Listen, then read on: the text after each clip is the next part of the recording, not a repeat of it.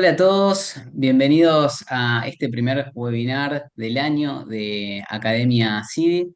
Bueno, antes que nada, agradecerles a todos aquellos que nos continúan acompañando en esta actividad y darle la bienvenida a los que se conectan por primera vez. Contarles a estos últimos de esta actividad, estos webinars son una parte importante de CIDI que realmente nosotros la encaramos, la realizamos con mucho compromiso y dedicación. Y se trata de actualizarnos sobre temas que creemos que son de interés para todos nosotros, radiólogos intervencionistas, y lo hacemos de la mano que es algo importante, de la mano de expertos, radiólogos intervencionistas y de otras especialidades sobre estos temas que tratamos. En el día de hoy vamos a hablar de un tema que es de muchísima importancia hoy en día en radiología intervencionista, que es la embolia pulmonar y de la arquitectura del PERT, que es estos equipos de respuesta ante la embolia pulmonar. Y bueno, tenemos el honor de contar, va a moderar esta actividad el doctor Héctor Ferral, radiólogo intervencionista de LSU Health de Nueva Orleans, de Estados Unidos. Y bueno, Héctor, muchísimas gracias por acompañarnos y te cedo la palabra para que continúes. Gracias. Bueno, en primer lugar quiero presentar a mi amigo, el doctor Alfonso Tafur, que es un especialista en medicina vascular y con quien tuve el privilegio de trabajar alrededor de 9 años cuando estuve en Chicago. Él y yo formamos el team de PERT en el hospital de Evanston y cuando vi que este era el tema, me llamó mucho la atención invitarlo porque entre él y yo generamos una experiencia muy interesante que estoy seguro que él nos va a relatar. Y una cosa que es muy importante para todos los miembros del CIDI es que tener un partner de trabajo es muy importante. Yo creo que yo sin él nunca hubiera podido hacer todo lo que hice allá en Evanston, y él sin mí no hubiera podido haberlo hecho tampoco. O sea, el chiste de esto es encontrar un equipo de trabajo, y una vez que lo encuentras es totalmente una cosa que crece exponencialmente. Y Alfonso, yo creo que te cedo la palabra, pero creo que vas a estar de acuerdo conmigo.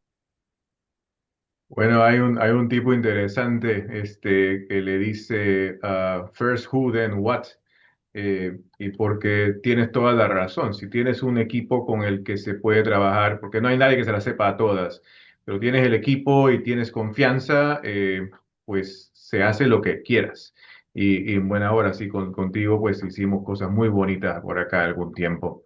Y el problema, me acuerdo que la primera vez que yo hice un PERT, hice el PERT de Oklahoma, luego hice el PERT del VA de Oklahoma y luego llegué acá cuando abrimos el PERT nuestro. Te estoy hablando de que ya he hecho 4 o 5 PERTs en la trayectoria de más de 15 años, cuando todavía era aburrido, cuando todavía no era nada, ya hacíamos estos PERTs tú y yo y con antes la gente de Oklahoma. Y lo que estamos tratando de reparar es que el workflow pues estaba fallando. O sea, ves pacientes que esperamos hasta el último momento para decir, tú sí, por ahí necesitas algo, nada más de rescate, nada más, no de por si acaso, no de predecir el futuro del paciente que le va a ir mal, sino de esperemos a que tengas shock. Y luego tienes mucha gente que toca PI, ¿verdad? Tenemos radiología, tenemos neumología, tenemos hematología, tenemos vascular, tenemos tanta gente que lo toca que es difícil ponerlos en la misma mentalidad. Y francamente la cultura del hospital muchas veces todavía no le interesa realmente guiar este aspecto. Entonces cuando creamos el equipo, es el equipo de calidad, el equipo de radiólogos, el equipo de trombólogos, quien quiera que trabaje en tu institución, que lo hace más interesante. Y ahí es cuando me presento. Bueno, yo soy encantado, yo soy amigo de Héctor, por eso estoy aquí. Pero aparte de amigo de Héctor, mira, tengo entrenamiento de medicina vascular, tengo maestría en epidemiología, así que me gusta ver las cosas desde el punto de vista numérico y un MBA en salud con valor. O sea, entonces, cuando yo voy a presentar esta información, la quiero coger del tipo de punto de vista de cómo hacemos una visión de change management aquí. Perdón, que ya hace rato no hablo español, así que se me van a ir palabras en inglés. El modelo más bonito, sencillo, que me gusta hablar para change management, cuando estás en un hospital que todavía no ha llegado a tener un PERT industrializado, o cuando quieres el tuyo volverlo a cambiar, la historia comienza con ADKAR, o sea, awareness. Tengo que despertar a la gente para que vean que aquí hay un problema. Una vez que se la despierta, hay que darles chance a decir que cambien. Por ejemplo, hablar con la gente de quality del hospital o hablar con la gente y demostrarles, ¿sabes qué? Si el embolismo de pulmón vuelve a ser rehospitalizado, que de hecho es una de las segunda o tercera causa de rehospitalización después de heart failure, pues eso me cuesta más y no te van a pagar, cuando el paciente se rehospitaliza. Luego, ya que te he enseñado, comenzamos finalmente a poder aprender y enseñar, pero a nadie le importa aprender antes de tener deseo y awareness. Y una vez que ya sé las cosas, no es suficiente. Otro modelo se llama Brain, Heart and Hands, porque yo puedo saber mucho, puedo tener el deseo, pero si no me das manos, pues no salgo. Héctor, tú fuiste en mis manos por muchísimo tiempo. Y luego mantener que eso no se cambie. Hay otro modelo que se llama el Lewis Model en Change Management, donde imagínense un cubito de hielo. Primero hay que derretirlo, o sea, decirle a la gente, mira, esto es importante.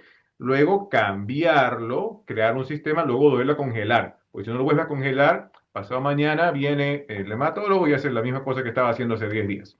Entonces, estas son las cosas que vamos a conversar ahora, que yo creo que fueron importantes para nosotros en el trayecto de no uno, sino ya varios PE systems. ¿A qué me refiero con el que el sistema está o fallido o al menos cambiando? Por décadas no teníamos la cantidad o la calidad de información para decir que hay más maneras de tratar un PI que solamente anticoagularlo. Y francamente, finalmente hemos llegado a ese punto de inflexión donde hay fuerzas que nos están haciendo cambiar de opinión. Ahora, como escéptico y cínico que soy, no todas están satisfactorias para mí, pero ya la industria ha llegado y está empujando por utilizar devices más allá de la indicación real que todavía está evolucionando. ¿Qué es lo que estamos tratando de curar? Que viene el paciente al IR y el IR todavía no, bueno, saben diagnosticarlo muy bien, ¿sí? Porque hacemos CT en todo el mundo, ¿verdad? Entonces lo hacemos diagnosticar muy bien, pero estratificarlo, bueno, demora un poquito más, eso sí hay que enseñar. Y hay que demostrar que la estratificación me permite hacer un siguiente nivel donde algún paciente lo mando al hospital, a la casa directamente, porque se puede, porque ¿por qué no? O es safe. Y a otro paciente tengo que ponerme las pilas porque en las próximas 48 horas se puede clavar. ¿Cómo diferenciamos eso y a quién se lo tenemos que enseñar? Eso es otra visión de trabajo en equipo, no esperar al shock, sino reconocer shock sin hipotensión, el shock temprano. ¿Cómo hacemos eso? ¿Cuál es el modelo viejo? Bueno, primero que todo, me molesta cuando me llaman y tengo un paciente hemodinámicamente estable. Punto. No, a ver, dime cuáles son los vitales porque no sé si lo sé. Y me refiero que por ahí tiene presión de 120, pero está taquicárdico a 120 y no le hemos podido bajar la taquicardia en los últimos 20 minutos, pero me dicen estable porque nada más nos fijamos en la presión. Bueno, eso no sirve. Lo primero que prendimos en el sistema cuando Héctor nos ayudó acá es que nos convencimos de que cada vez que radiología lee un CTPE, mandatoriamente, hace ya más de 10 años, pero tuvimos eso y no se ha ido, el RV-to-LV ratio queda cantado. Entonces ya sabe el IR que si el RV-LV ratio, sea cual fuera el PI que vino, está alterado, esa es una llamada PERT. Y mientras me están llamando, tienen que buscarme la presión arterial, el lactato, la troponina, el BNP y las coagulation markers de base.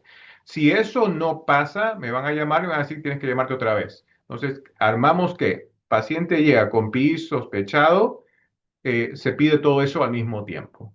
Es más, ha sido difícil y sigue siendo difícil convencerlos que realmente si estoy con sospecha alta de PI, ya sea por el Year Score o por el Well Score o por lo que fuera, si tengo sospecha alta, realmente tengo que dar anticoagulación a ese paciente ya.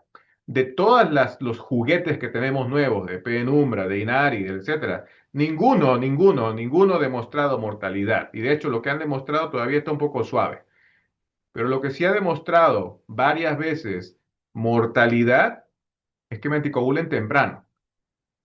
¿Cuánto se les ocurre que es el tiempo a anticoagulación del día de hoy? en hospitales mayores, en Cleveland Clinic, en hospitales académicos, estamos hablando de más de 12 horas en average para que el paciente sea sospechado hasta que tiene la anticoagulación primaria. Entonces, si logramos reducir eso, ese tiempo a anticoagulación, no es balloon time como en MI, es tiempo a anticoagulación, eso salva vidas. O sea, hay que mejorar ese nivel de awareness para el paciente.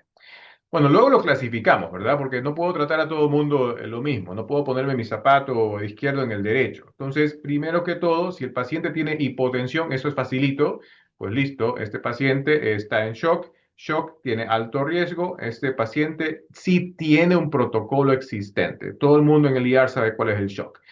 Pero si el paciente está no hipotenso, tengo que tener un poco más astucia y ver cómo está funcionando mi RV desde el ECOSTAT, pero comenzando con signos radiológicos, obviamente, en la CT. Y luego signos de hipoperfusión. Necesito el lactato predice mortalidad.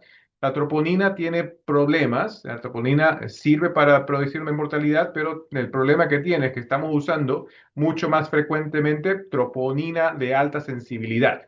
Hay un estudio bonito, no es este de hecho, pero este estudio repite lo que acabo de decir. Realmente, si el eco está mal y la troponina está mal, me va a ir peor. Dale. Eso es el chance de mortalidad en los próximos 30 días, o sea, es alta. ¿Y qué es lo que, mortalidad o complicación?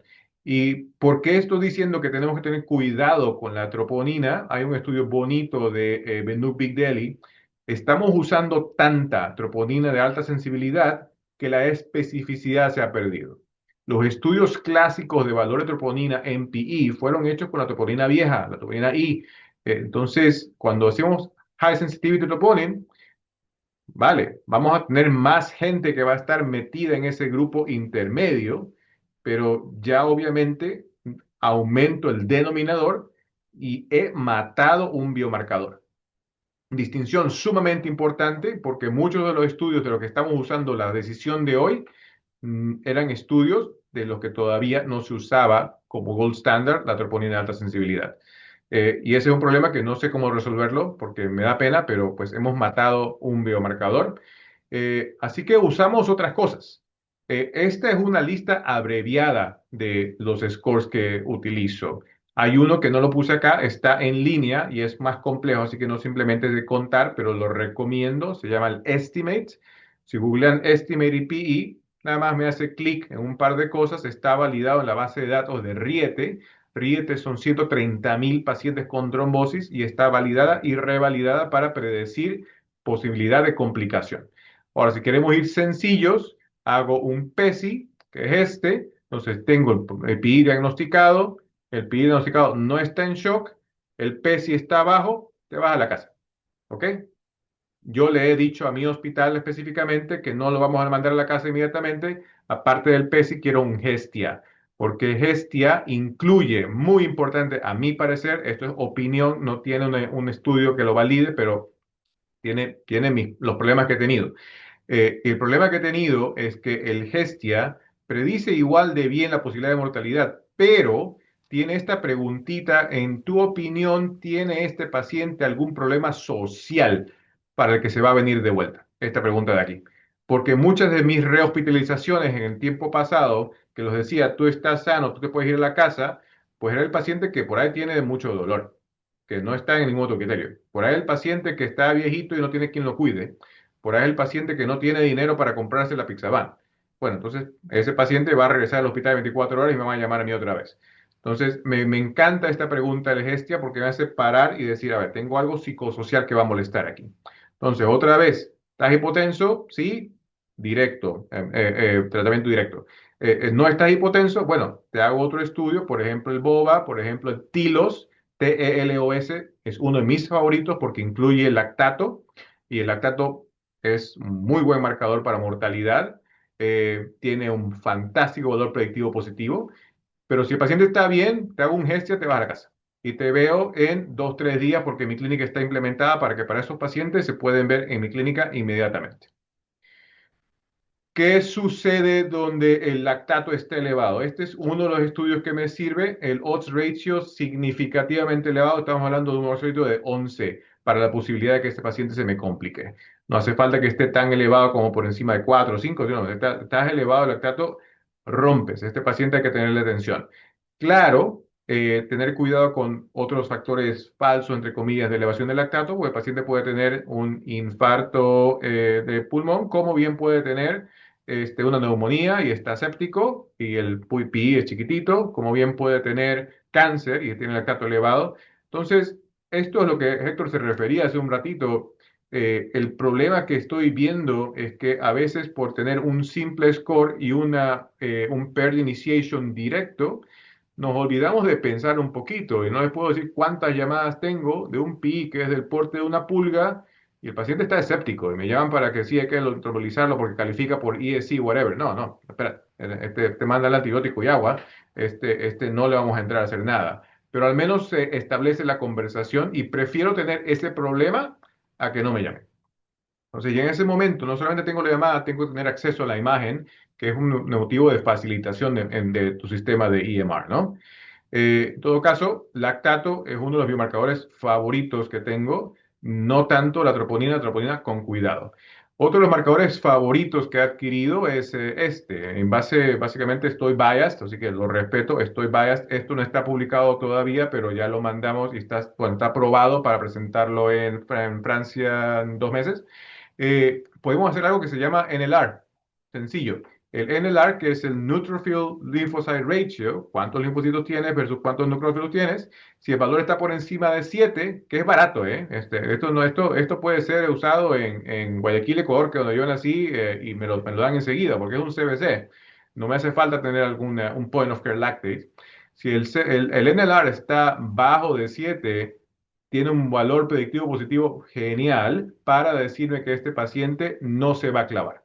¿Ok? Entonces, consideren utilizarlo. Estos son los artículos que hemos estado utilizando. ¿Y qué es lo que vemos? Vemos esta curva de acá. Esto fue en una substrata de algunos de estos pacientes. Héctor los hizo. Estos fueron 1.500 pacientes. Bueno, Héctor ya te había ido, Héctor, entonces. Bueno, seguro que lo tocaste de alguna manera. Con una base de datos retrospectiva nuestra de 1.500 pacientes, tenemos este valor predictivo del NLR bastante bueno en pacientes de low risk o de riesgo intermedio. Pero ¿qué es lo que vemos en otro tipo de estadística? Esta es una base de datos de 10.000 pacientes.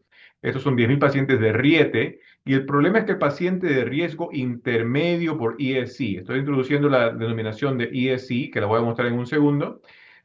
Si eres de alto riesgo, bueno, todo el mundo sabe qué hacer, pero son muy poquititos. Entonces, no puedo esperar que seas alto riesgo. Tengo que actuar o saber qué diablos hacer en el riesgo intermedio. El de low risk, fantástico, mándalo a la casa. Pero el de riesgo intermedio hay que saber mejor cómo estratificarlo. Y aquí tenemos un problema, porque son la mayoría y los scores que tenemos son a lo más mediocres. Entonces hay que tener pensamiento estratificado.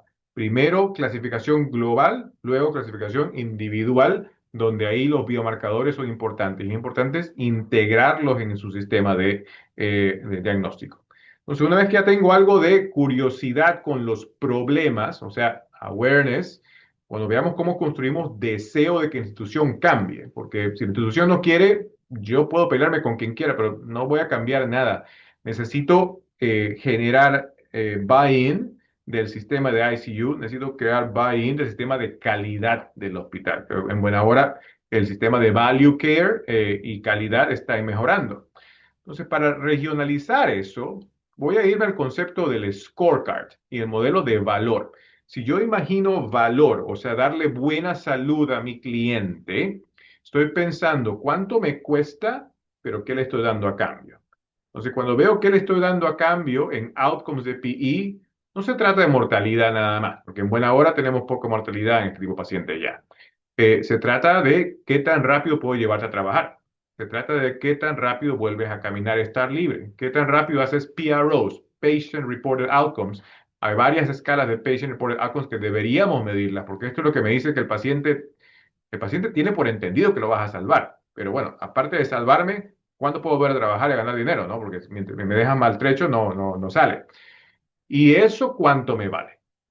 Cuando hablas de costo en medicina de salud, el concepto del token del que tenemos que hablar no es costo global, es una fórmula que se llama TDABC. TDABC quiere decir Activity Based Costing, que es un sistema económico básico, lo que se acuerdan cuando vieron economía, o accounting. El TD es Time Driven, porque por ejemplo, mis 10 minutos valen $50 versus los 10 minutos de la enfermera valen 40 versus los 50 minutos de X valen tanto. Y cuando hacemos flow diagrams para encontrar qué tanto estoy sirviendo a este paciente, llevamos el PERT al siguiente nivel. Llevamos el PERT a entender cómo puedo hacer un armado, un flujo donde mejoro el contenimiento de costo para darle un mejor tratamiento al paciente por un costo reducido. El concepto que tenemos que pensar. Si me una división, es la calidad de mi outcome versus el costo en TDABC. ¿Y por qué es tan importante ahora cambiar el deseo? Porque tenemos esto. Tenemos cosas o juguetes que finalmente están demostrando algo, porque tenemos la posibilidad de medir estos PROs que antes no teníamos, porque tenemos inteligencia artificial asistida y tenemos protocolos que se han complicado tanto que ahora ya sé que al paciente viejo tengo que tratarlo de una manera, al paciente con cáncer de otra manera, al paciente con pregnancy de otra manera. Entonces los protocolos se han hecho tan específicos que ya no hay nadie que lo sepa todo. Necesitamos un sistema donde haces un grupo de trabajo para que finalmente tenemos este scorecard. El scorecard, que es cuando yo hablo con calidad, cuando yo hablo con mi administrador, cuando yo hablo con el CEO, le tengo que presentar esto. No le puedo decir, mira, quiero traer ICOs para mi hospital porque me parece que es mejor. Bueno, está bien, pero el otro tipo, que pues se gana su dinero también, tiene que pensar, bueno, ¿cuáles son las finanzas de esto? ¿Cuál es el economic value? ¿Cuál es el revenue cost? Etcétera. ¿Cuál es el proceso interno? ¿Cómo va a servir esto a mi gente? ¿Cómo va a servir esto a mi paciente? Este concepto se llama Balance Scorecard, que fue industrializado por Bob Kaplan, un profesor de economía de Harvard. Y básicamente cuando yo organizo mi sistema en KPIs, en factores que tengo que medir, yo mentalmente estoy midiendo factores en 4 avenidas. Y las 4 avenidas estándar son cuánta plata, cuánto proceso, cómo mejoro mi staff y cómo le sirvo a mi paciente. Pero si pienso en una sola de estas, algo se va a romper. Entonces, no rompamos. Esto está escrito en finanzas y en negocios y en cualquier lado que fuera, no salud. Esto es standard of care. En salud, ahí tenemos que ir todavía a tratar de aprenderlo. Entonces les hablaba de ahora la parte de, bueno, conocimiento, porque ya fuimos por deseo. Imaginémonos que convencí no solamente a liar a mi staff, sino a administración para que me inyecte soporte, porque esto no viene gratis. Necesito que alguien pague mi tiempo de industrialización, por ejemplo. Entonces ahora tengo que comenzar a enseñar a mi sistema, a enseñar a mi gente. Y lo primero que hay que enseñar es cómo estratificar. Las guías nuevas de American Heart salieron y me han dividido los pacientes en estos 5 grupos y le escribí a unos cuantos amigos que están en las guías y le dije, ¿qué carajo hiciste? Porque esto no tiene sentido, no me has mejorado nada con el European Tool, me estás comenzando a hacer confusión, estás poniendo subfactores en cada uno de estos. No me gusta. Pero bueno, a respeto a las guías de American Heart, las pongo acá. Lo que están haciendo es más sindrómica, respetando que a un paciente que por ahí es subclínico, que nunca lo debería ver en un PERT, el paciente que está en fallo agudo completo, que obviamente es el paciente que lo voy a ver, y me están tratando de dividir esto en 2 tipos de pacientes que son de riesgo intermedio. Entonces, francamente, copiaron el ESC, nada más le pusieron nombre distinto. Entonces, a mí no me cambió la práctica. En mi práctica sigo usando ESC porque no quiero volver a educar al IAR en cosas que ya me demoré 5 años enseñándoles. ¿Qué es lo homogéneo? Lo que les dije antes, si el Hestia es 0, váyase a la casa. Si el Hestia no es 0, tiene que quedarse. Si estás en shock, nadie va a discutir que hay que tratar de tratar al paciente. El mecanismo directo. Si estás intermedio, estierre nadie todavía. Y pese a que seguro que Pharma o cualquier de los device company está diciendo que hay que hacerlo, no hay que hacerlo, hay que considerarlo. Eso sí es específico. ¿Por qué digo eso? Porque los estudios que voy a conversar brevemente ahora realmente han comenzado a probar que hay un paciente que se beneficia pero el paciente que se beneficia todavía está un poco difícil de definir y nada de esto viene gratis, no solamente en precio, pero en complicaciones. La posibilidad de sangrado es real. Entonces, un PERT maduro logra reducir escalación de, no sé si esa palabra, ¿no? Reducir este abuso de. No es que todo paciente de riesgo intermedio o alto tiene que ese procedimiento, y mucho menos todo paciente de riesgo intermedio, porque es fácil clasificar a un paciente como riesgo intermedio. Les acabo de decir, una troponina de alta sensibilidad está positiva, ok, vamos a hacerle una trombectomía. El paciente no ganó nada con eso. El paciente se gana la complicación de gratis y estar más tiempo en el hospital. Eh, Porque no se trata solamente de cookie cutter, decir intermedio acción, hay que aprender a estratificar, que para mí la parte más difícil, obviamente yo no sé hacer intervenciones, o sea, pero para mí la parte más difícil es enseñar al paciente que sea buena selección. ¿Qué se usa? Esto, para ser reproducible. ¿Qué más usamos para este momento? Eh, ¿Qué tipo de anticoagulación importa? Por ejemplo, salió este artículo hace poco por la doctora Castellucci, donde sabemos que apixaban está un poco más generoso en cuanto se le da la medicación. Obviamente, el paciente que está en riesgo intermedio o alto, no le doy DOAC directamente, porque ese paciente tiene la posibilidad de tener intervención, así que ese paciente, mi droga de elección es heparina bajo peso molecular. Y a veces tengo discusiones con mi equipo diciéndole, oh, bajo peso molecular, ¿qué le vas a dar eso como droga estándar si tiene fallo renal? Bueno, no, o sea, fallo renal doy la dosis ajustada. No, pero ¿qué me vas a hacer eso? Porque este paciente por algo tengo que llevar a intervención. Bueno, pero tiene 6 horas, pues, y la intervención de riesgo intermedio, prefiero que el paciente esté tratado inmediatamente, porque eso sí ha demostrado beneficio y mortalidad, mientras que ninguno de los devices ha demostrado beneficio y mortalidad. Entonces, es una discusión eterna. En realidad, a veces sí digo, bueno, heparina bajo peso molecular porque para que estemos contentos, pero en realidad sí se puede hacer una succión que el paciente recibió y tuvo Lovenox hace 2, 3 horas. Eh, ¿Cuáles son las cosas que están avanzando con mucha facilidad? Bueno, las trombectomías, que obviamente cuando empezamos esto con Héctor no había nada, había un piggytail, el piggytail había que meterlo para darle TPA. Ahora tenemos un pocotón de juguetes nuevos.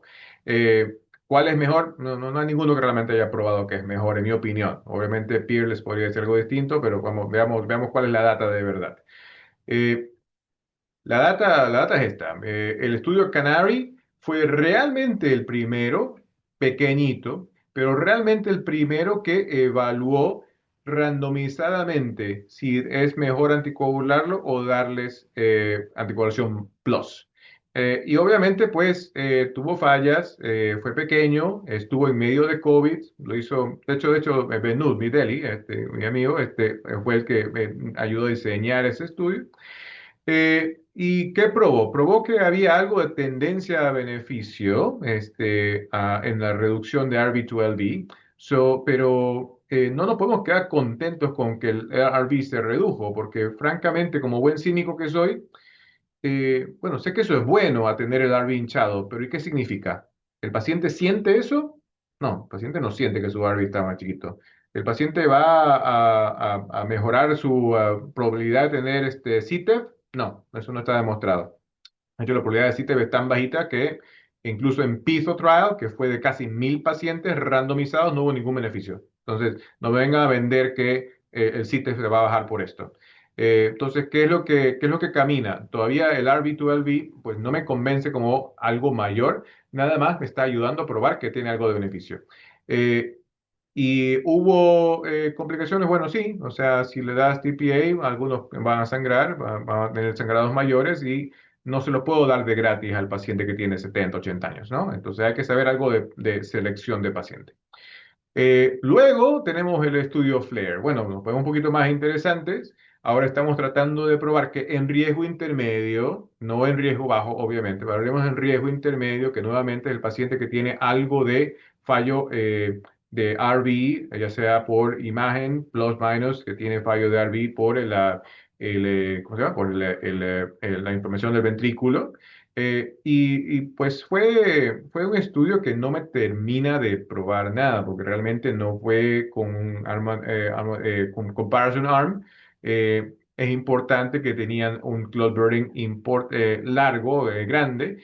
Y otra vez, me está tratando de probar lo mismo, que si hago un estudio directo, el RV se reduce. Entonces, esto está interesante, está bueno. Me da 100 pacientes, no está tan fantástico, no randomizado, pero al menos me está diciendo que en algunos pacientes esto está sirviendo y me convence de hay que tratar de considerar que probablemente CDT sí sirve, ¿no? La terapia directa. Pero francamente, el FLAIR no fue un estudio convincente o definitivo. Finalmente estamos comenzando ya ahora sí a cambiar. Ya vamos avanzando un poquito, ya esto es 2025, o sea, en los últimos 2 años han habido una avalancha de estudios donde finalmente ahora sí estamos comparando cosas de verdad. Peerless, bueno, este sí fue multicéntrico randomizado. Tenemos un brazo de comparación y vamos a comparar succión versus catéter. Ahora, ojo, esto no me está demostrando que hacer un procedimiento es mejor que anticoagular, porque no lo compararon con eso, están asumiendo. Lo que está tratando de demostrar es que succionar o hacerle trombolisis es mejor para el paciente. ¿Para qué? Para un outcome combinado. Y ese es un problema, porque el outcome combinado incluyó mortalidad, pero no hubo ningún efecto medible en mortalidad. Ojo, entonces si tú me dices que pacientes murieron menos, no, la mortalidad era un pedacito del combined. Que pacientes tuvieron menos complicaciones, bueno, no, tampoco eso no fue significativo. Pacientes tuvieron algo menos de bailout. Bueno, parece que sí, pero el bailout fue a escalación de terapia, les fue mejor si tenían succión. Bello. Pero la mayoría del efecto, y esto no lo pone en el paper, para menos que uno lo pellizque, la mayoría del efecto fue cuánto tiempo pasas en terapia intensiva. Ahora, si te estoy dando trombolisis, ¿a dónde lo pones? En terapia intensiva. Entonces, pues me está castigado el estudio, ¿no? Porque estás doomed to fail si me estás midiendo parte del protocolo. Número uno. Número dos, si yo hago TDABC, o sea, la métrica que les dije en cuánto costo esto involucra, en el único estudio de TDABC en este aspecto, trombectomía de succión es poco más cara porque el equipo también es más caro. Entonces, me queda duda de si realmente esto de aquí me debería convencer de que todo el mundo necesita succión. No me termine de convencer por lo que les acabo de decir. Ahora, yo estoy de cínico, estoy dándoles el aspecto combinado de lo que es verdad, lo que está publicado. Entonces, a mí me parece injusto decir que una cosa es mejor que otra cuando realmente el efecto fue de protocolo, por Dios, no fue de otro aspecto. Héctor, luego te paso el link para estos slides para que obviamente todo el mundo los pueda manosear. Eh, Luego venimos bueno, otro estudio que sí me parece ya elevado en categoría, porque finalmente me está informando de una pregunta que yo creo muy valiosa pero con outcome secundario. Entonces, o nuevamente, estudio pequeño, estamos hablando de 100 pacientes, o sea, no puedo cambiar mi práctica y el tratamiento de pacientes del resto de mi vida por 100 pacientes. Eh, Estamos midiendo cambio en el RV, que no es que sea malo, pero pues que no significa mucho. Yo no lo siento. Si mi RV está grande o chiquito, no lo siento. Entonces, desde el punto de vista del paciente, quiero ver algo más, pero ahí vamos. Y randomizado, ¿no? Entonces, ¿fue mejor que simplemente a la anticoagulación en pacientes selectos? Sí, ya está. O sea, finalmente, después de tantas décadas, 2026, que este año, ya finalmente pasamos a el momento en el que finalmente con 100 pacientes al menos, estamos viendo que hacer procedimientos en el paciente selecto de algo vale, ¿ah? Finalmente, no es mejor que anticoagulación sola. Y finalmente, hace unas cuantas semanas, Rosenfield, del grupo de Harvard y obviamente estudio randomizado, me da un estudio donde ahora sí ya te creo. O sea, en la jerarquía de los estudios, finalmente llegó uno, en mi visión. Ojo, porque los otros son efectos secundarios. Este finalmente está randomizando, está haciendo evaluación con ICOS versus terapia anticoagulación sola, pacientes clasificados, y estamos midiendo composite outcomes. Ojo, no fue beneficio en mortalidad, pero fue beneficio en el news. El news es uno de los scores, no se lo mencioné antes, realmente yo no lo uso, pero es un estudio, es un score validado para decirme este paciente se está complicando. Amén. En el número de pacientes que se complican, eso fue lo que manejó el beneficio de HiPiso para decir, ¿sabes qué? En paciente intermedio, si le haces ICOS, realmente que fue lo que utilizaron, les va mejor. Fantástico. Finalmente, este estudio sí casi me convence, porque dentro de los 5.000 pacientes, más o menos fue una diferencia entre 5 y 15%, que realmente se ven esa diferencia de no por ciento, 15 pacientes en total, que se ve el cambio de outcome. ¿Que es importante? Definitivamente. Que si voy a cambiar práctica por solo esto, no, porque realmente esto lo estaba haciendo yo hace 10 años. El paciente de riesgo intermedio alto, pues obviamente es un paciente que hay que discutir que si merece un tratamiento o no. Pero me alegra que finalmente hay estudios que digan que no hemos estado equivocados tanto tiempo. Entonces, en la jerarquía, estos son algunos de los estudios que les acabo de hablar, algunos que francamente fueron nada más para aprender a jugar con el catéter, y Piso y High Piso para mí siguen siendo, al menos por ahora, los mejores estudios para decisión de hard outcome. Piso fue el estudio previo con somnolencia sistémica para el paciente de alto riesgo, donde en metaanálisis usando ese estudio hubo mejora de mortalidad para un subestrato. No hubo nada de mejora para CITEF, pero me ayudó finalmente a pensar, hay un paciente que se beneficia. Y High Pisto se los acabo de conversar. Mientras que los otros, francamente, a César lo que es de César, mucho gusto, gracias por hacerlo, pero me están hablando de eh, outcomes eh, putativos. ¿Qué viene pronto? Bueno, vienen estos que finalmente creo que nos van a terminar de convencer que hay que estar listos con un PER de alta calidad porque se viene el absoluto de que vamos a encontrar cuál es ese paciente en el que hay que hacer tratamiento. Eh, Nunca en paciente que es de bajo riesgo, bueno, por lo pronto, mira, pero definitivamente paciente de riesgo intermedio, que sí, así que si su ER al menos aprende a reconocer eso, estamos listos, estamos al otro lado. ¿Qué es lo que ha pasado ya? Pese a que todavía, en mi visión, no tenemos la data, pero lo que ha pasado ya es que obviamente esto se ha convertido a hacer utilización de incremento y desde los últimos años la cantidad de pacientes con mechanical thrombectomy ha aumentado casi un 20% por año. Se me hace mucho, se me hace que la utilización está más alta que la evidencia. Y siento que yo soy cínico, y eso no vamos a cambiarlo. Seguramente que hay personas que son early adopters. Yo soy un early adopter. Como hemos comenzado a utilizar esto de hace más de ya una década, eh, pero no estoy convencido que todo intermedio tiene que usarse. Eso está mal. ¿Qué les puedo decir en otro tipo de especializaciones de tratamiento? Bueno, obviamente en cáncer, lo mejor que hemos tenido últimamente son estudios de anticoagulación a largo plazo en pacientes con cáncer con DOACs de baja intensidad. O sea, me pareció muy interesante aquello.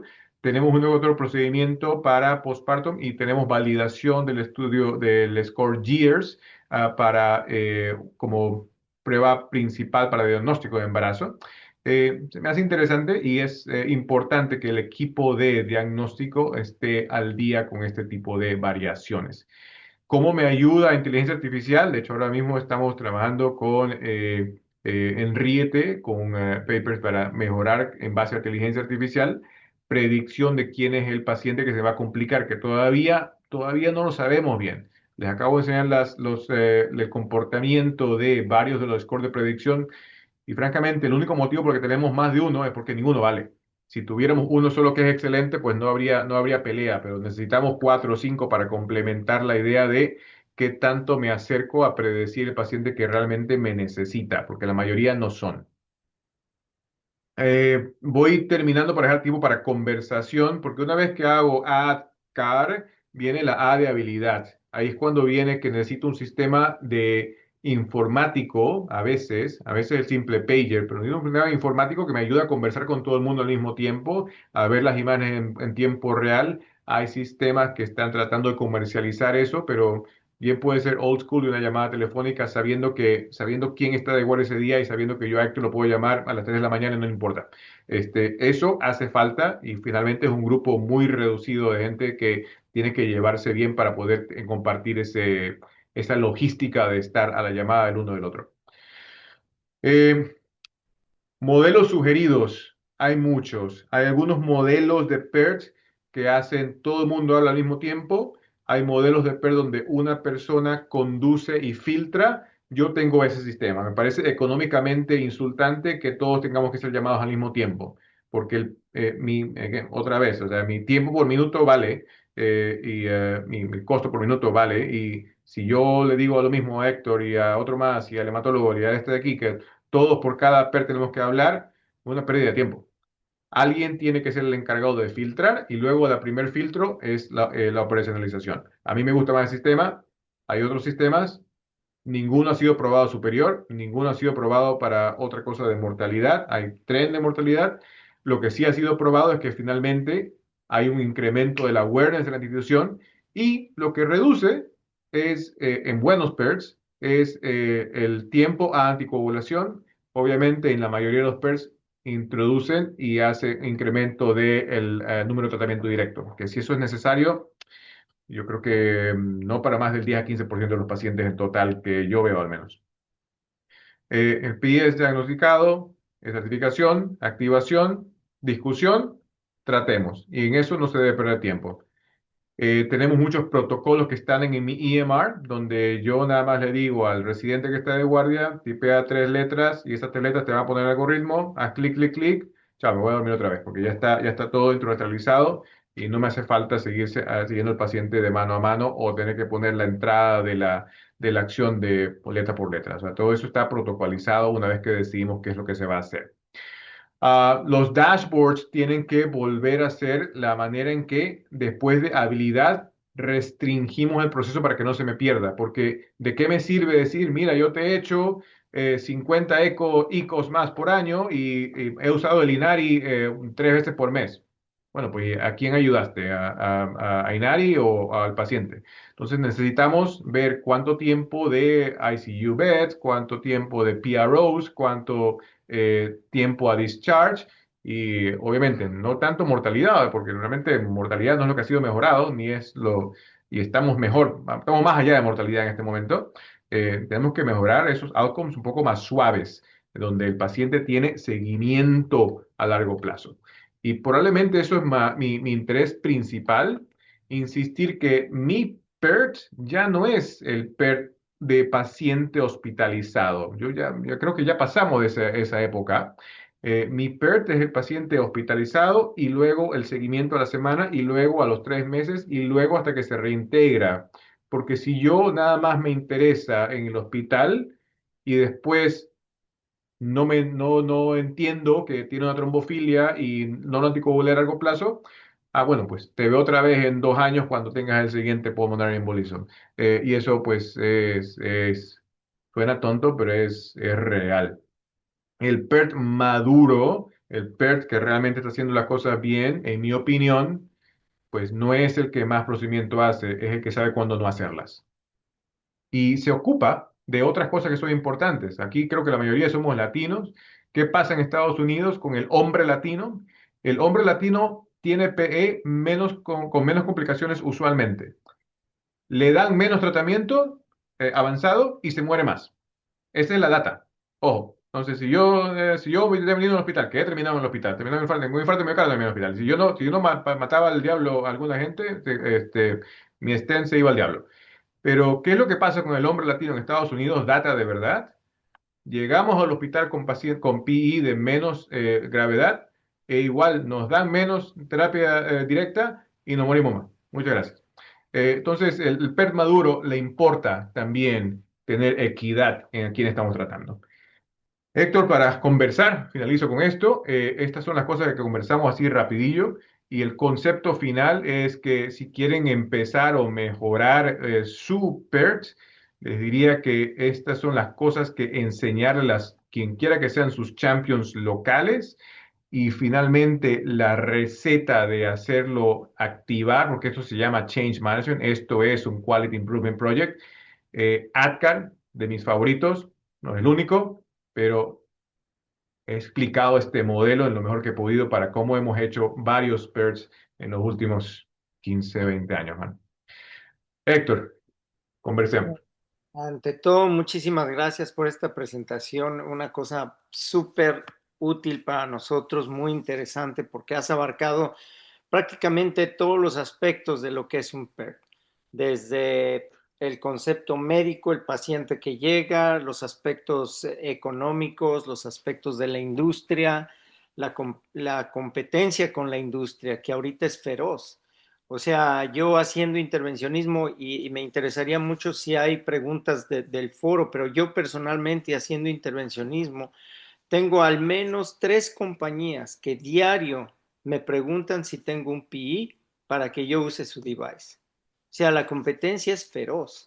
Y claro, lo que yo he visto es que no en los hospitales universitarios como tal, pero en los hospitales periféricos comunitarios, los cardiólogos intervencionistas están metiendo todo, aunque sea un pequeñito pulmonary embolism sin descompensación, los están metiendo. Entonces, claro, las compañías creen que eso es lo correcto. Y nosotros, créeme lo que muchas veces nos critican por no querer intervenir. Y es muy interesante porque el no tener un PERT, habiendo tenido un PERT contigo 10 años y ahora no tengo un PERT, me doy cuenta lo difícil que es manejar este tema precisamente por lo que dijiste, porque hay muchos cocineros en la cocina. Entonces, pues no sé. Es que es lo que me diste, es que francamente los estudios están incluyendo pacientes de riesgo intermedio, pero riesgo intermedio es un wastebasket. Es nada más intermedio porque no eres de alto y no eres de bajo, pero eso es una minoría de los pacientes y no es justo darle la misma receta a todo el mundo cuando realmente la mayoría de estos pacientes no se complican. Ok, Aprender selección es lo importante y peor, muchos de los marcadores que tenemos pues no están sirviendo. Veo una pregunta de cómo sí, iniciar con el awareness cuando el tratamiento podría ser muy bien sistémico. Y francamente, como es una charla intervencionista, pues me enfoqué en la parte de la data de intervención, pero francamente la calidad de data de sistémica es superior en calidad de data sistémica. Todos los estudios nuevos que han sido hechos con intervención no llegan a la mitad del número de pacientes que han sido servidos randomizados por sistémica. Entonces, ¿cómo yo selecciono si voy para un lado o por otro? Por el riesgo de sangrado del paciente.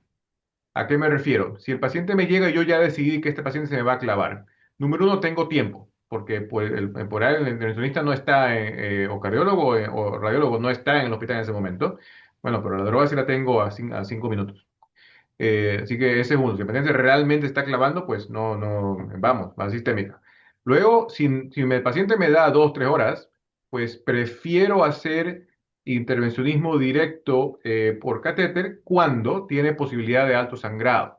¿Y cuál es ese paciente? Eso sí está definido. El paciente con insuficiencia renal, obviamente paciente que ha tenido sangrado previo de cualquier tipo y el paciente más añoso. 65 o 75 años parecen puntos de corte dependiendo de qué estudio trato de operacionalizar.